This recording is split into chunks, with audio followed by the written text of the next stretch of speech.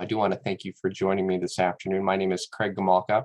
I'm the business recruiter for the School of Management. So I work with all of our graduate programs, including our MBA program. So why don't we get started by taking a look at our first slide here. I'm going to talk about the University of Michigan itself. So 3 campuses within the University of Michigan. We have our Ann Arbor campus, our Dearborn campus, and then certainly our Flint campus. So all 3 campuses belong to the University of Michigan.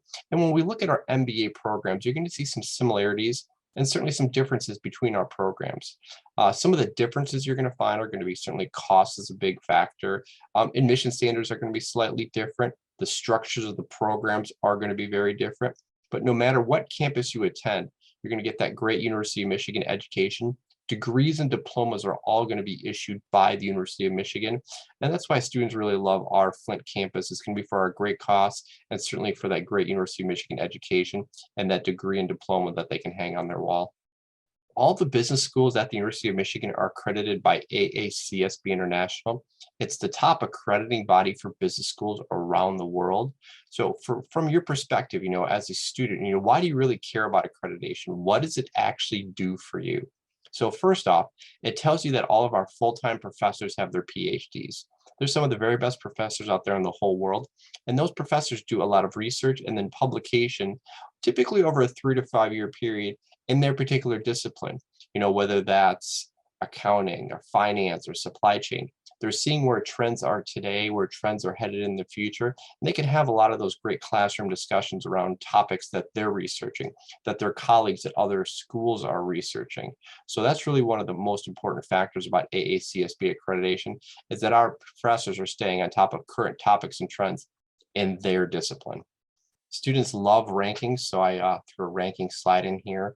But just over the last couple of years, these are just some of the rankings that we've received for not only our graduate program, but certainly our undergrad program as well. All right, so why don't we talk about the actual MBA program and the structure and all the classes that we have within the program itself. So the program is broken down into 3 functional areas. We've got our foundation courses, we've got our core courses, and then our concentration area. So we'll start with our foundation courses. So there's 4 foundation courses. The nice thing about the way we set up our program is it doesn't matter what type of background you come from, whether it's business, accounting, non-business, whether it's engineering or law, it doesn't matter. This program is set up so that students are going to be successful no matter what background they come from. Now, for those students that have a business background or may have taken an equivalent course to some of these foundation courses, they may be able to waive them. So we'll kind of go through them and use some examples here, how students can actually waive some of the courses. So our first one is accounting for managers. It's a combination course of financial accounting and managerial accounting. If a student has taken the course within the last 10 years and they received a B or better from an AACSB accredited school, they can waive that course. If they took it within the last 10 years and it's from a non-AACSB accredited school, they have to receive B pluses or better in those courses to waive that accounting course. And they need both financial and managerial accounting. Applied business analytics is a combination of business statistics and management science. Same requirements, B or B plus and within 10 years. Economics is macro, micro, econ. And then organizational behavior is typically an organizational behavior course from an AACSB accredited school. So those are the 4 foundation courses that can potentially be waived. Now I mentioned, this program is great for those students that don't have equivalent courses or come from a business background. There's no prereqs built into our program. So everything that you need is built right into this. So you don't have to take any extra classes. Everything that you see, if you come from a non-business background, is right here. So you start with these 4 foundation courses, and then you can move right into the core part of the program without taking any additional courses. Now, when we look at the core part of our program, we do have 8 courses within the core. We've got our finance course. Global Dimensions covers a lot of international business. We do have management information systems, which is e-commerce, marketing. I think far and away our students' favorite course in the MBA program is our negotiation course. It's a really fun course. We delve into personal and professional negotiations, blending single negotiations like one-on-ones with more multi-party negotiations. So it's a really great class for students to really improve and learn a lot about themselves in terms of negotiation. We have a course called Non-Market Strategy, what deals with law, ethics, policy, a lot of those factors that really affect an organization from the external environment. Then we move on to our Operations and Supply Chain Management course. And then we wrap up our program with what we call strategic management. It's our capstone capstone course. It combines everything that we've covered in the core and the foundation area into one big group project-based course. We do industry analysis, you do company analysis, really utilizing all the skills you've kind of developed within the MBA program itself. So probably while you're taking some of your last core classes, you'll mix in some of your concentration or elective classes. So there's two ways to complete your degree requirements. Students can either choose a general MBA or they can choose a concentration. So the general MBA means that they can take any elective courses from any of these 8 concentration areas. So let's say they want to take an accounting course, a healthcare course, and a marketing course. Great. Any 3 that they like can complete the general MBA. If a student would like a concentration, which is kind of their specialization within the MBA, they would take 3 of the courses in one of these 8 areas. So let's say you're looking at 3 international business courses or 3 organizational leadership courses. You would then take those 3 courses and you would earn your MBA with a concentration in organizational leadership. So those are the 2 ways to complete your degree requirements, with the general or with the concentration. And the program length varies for each student based on these foundation courses, again, whether you can waive them or not waive them. So the program length is 33 to 45 credit hours. So that's either 11 to 15 courses, or you can be somewhere in between depending upon how many of those, whether you waive them, don't waive them, waive 1 or 2. Like I said, it can really vary from student to student. So we do offer dual programs as well too. I know that a lot of our students do look at dual programs, and the benefit to a dual program is really going to be the ability to count classes from one degree towards that second degree, whether it's a master's or a doctorate degree, and really have them count for both classes, reducing time and money for earning 2 masters or a master's and a doctorate degree. The the MBA is typically a generalist degree. We cover a lot of different topics from an organization from top to bottom, whereas the dual degrees tend to be more specialized degrees. So you get the generalist degree, which is the MBA, and then you can really get a more focused degree like in leadership or accounting or computer science or any of these options for students, where they're going to be well more specific than what you're going to get, just in the general MBA, even with a concentration. Why don't we use our leadership program as an example? So students that pursue the MBA with a concentration in organizational leadership will actually take 5 of those MBA classes and count them towards the leadership degree. Now, the leadership degree is only 10 courses to begin with, so we're taking 5 of those, counting them towards that master's degree, leaving only 5 more courses to earn your master's degree in leadership and organizational dynamics. Now, for students, pursuing that area, for 5 additional courses to get a second master's degree, really hard to pass up for some students. And again, we try to encourage our students to kind of really focus on that more specialized second dual master's degree. And that's kind of why we put together these dual programs and allow students to count classes from one towards the other. So students don't necessarily need to pick this right away. Most of our students will come into the MBA program, decide maybe about halfway through that, yeah, they are interested in a dual degree. They do want to add it.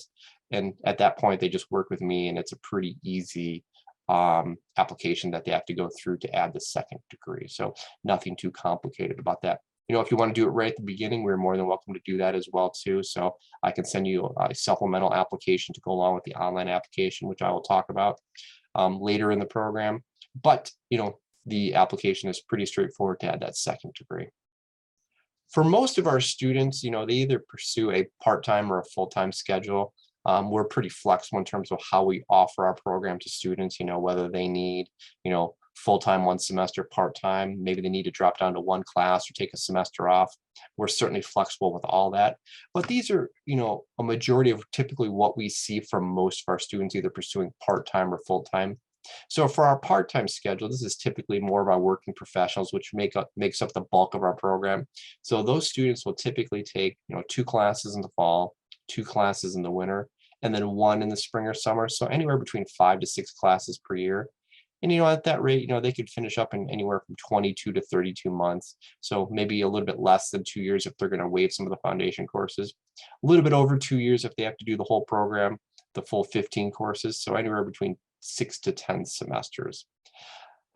So that's kind of what we're looking at there. And the reason a lot of our part-time students take 2 classes fall, 2 classes winter, is for financial aid purposes. You do need to be half-time, which is basically 4 credits a semester. But since all our MBA courses are 3 credits, that makes them take 2 classes per semester to be financially aid eligible in the program.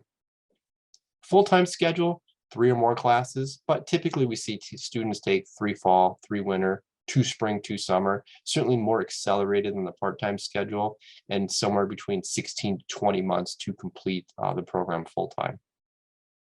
We do follow the traditional university academic calendar, so fall and winter are 15 weeks long, and then our spring and summer semesters are more accelerated. They're only 7 weeks, so they run basically May and then half of June, and then July and half of August will be kind of your summer semester. So we've got a lot of different course formats in the MBA program. It's the most flexible program in terms of our offerings. Typically, we have a few evening classes scattered throughout the program. There's not many. There's maybe 3 to 4 per year that we offer in the evening format. Nothing this year, obviously, with COVID being on campus. But typically, there are 7 p.m. to 9:45 p.m. Fall and winter, they meet 1 night per week. Spring and summer, they meet 2 nights per week. The program is offered 100% online. Asynchronous, synchronous courses are all built into there. Never have to come to campus, obviously. We utilize Blackboard for our learning platform for our online courses. We're actually rolling into Canvas next fall, switching over from Blackboard. They've got a little bit more functionality that our professors like. I will say that not all the concentrations are offered in the 100% online format.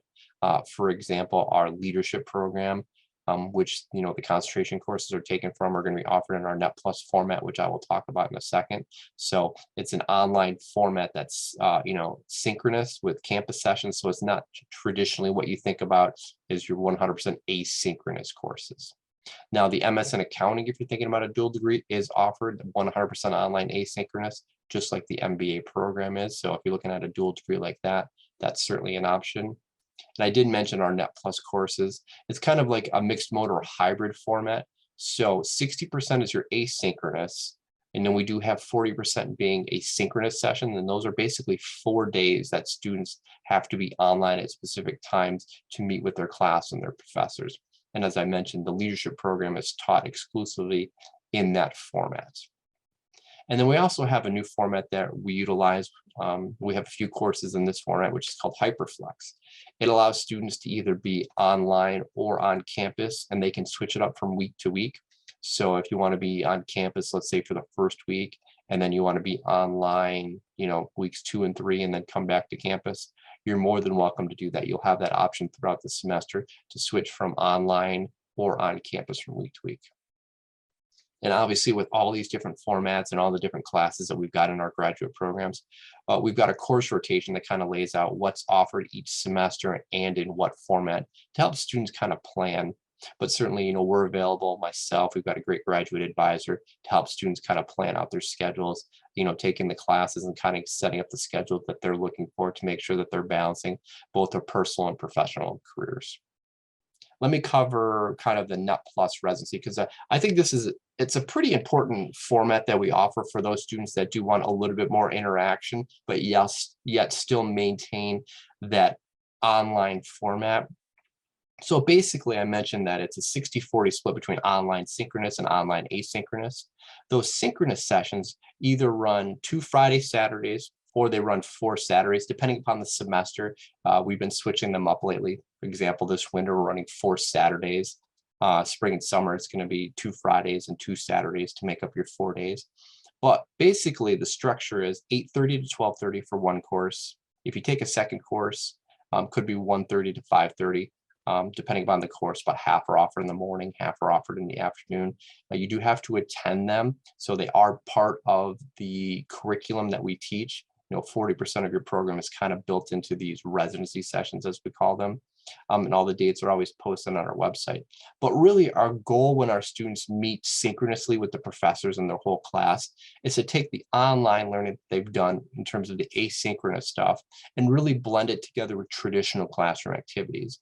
It's really about, the group interaction dynamic, getting some lectures from your professors, being able to kind of have a classroom discussion, maybe do some team presentations. And certainly the networking is always a little bit better when you're interacting with your classmates as well too. So really kind of like I said, that goal is really about the interaction between students and then students and professors as well too. So, a lot of problem solving comes up when you're interacting with your fellow classmates. So it's a very diverse program that we have here. So when you're interacting with somebody with an accounting background and an engineering background and a law background, everybody solves problems a little bit differently. So we want our students to take away learning styles from not only the professors, but from what their classmates see and how they think about certain problems as well too, which is maybe different than I would think about them, that you would think about them.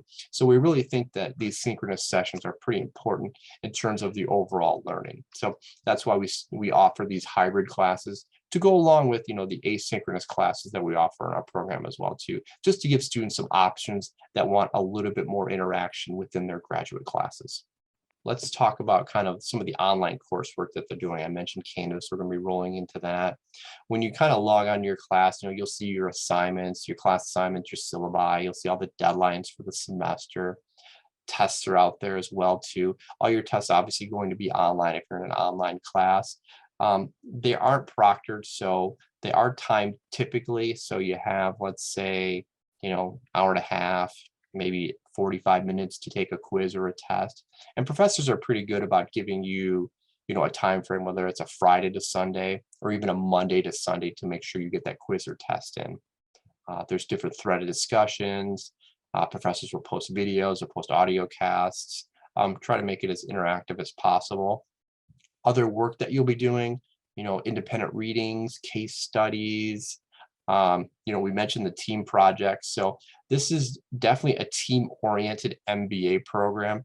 My guess is almost every class that you have will have some type of team project associated with it. So, whether that's, stats or accounting, which you don't normally think of team project-based classes, but certainly we really like to make sure that we integrate a lot of the team projects into our classes. Sometimes you get to pick your groups, sometimes you get them assigned to you, but it will be very team oriented as you kind of move through our program. Certainly, papers, whether those are essay papers, analysis papers that you're doing, we'll have some of those, and, different homework sets. And again, maybe accounting or stats will lead, to homework sets versus a negotiation course, which isn't necessarily kind of a homework set type of course.